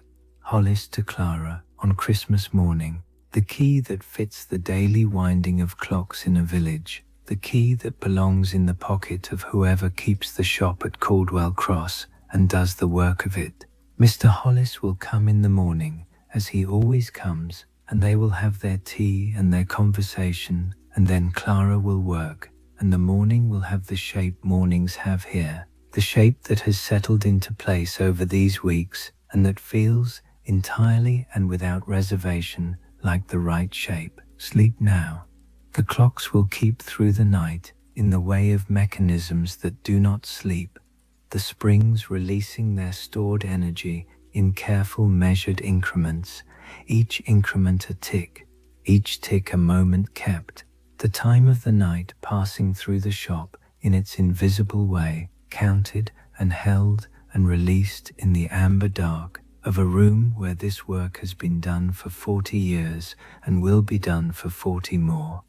The snow outside is still, the lane is white and quiet. Above the rooftops of Caldwell Cross, the winter stars are very bright in the cold, clear air, indifferent to the time being kept below them, and entirely indifferent to the particular warmth of the shop and the particular life that warmth contains. A young woman, a pair of careful hands, a workbench with its tools in order, a repair ledger open to a new page. The clocks know nothing of this, they simply continue. They were made to continue, and they do, the mechanism faithful to its purpose, the purpose faithful to the hours faithful to whatever it is that time is faithful to, which is perhaps nothing more and nothing less than itself. The next moment arriving as it always arrives, as it always will arrive, measured and kept and released by the small precise instruments in a warm room in a Yorkshire village where the snow lies on the lane and the year is turning very slowly toward the light. Rest well.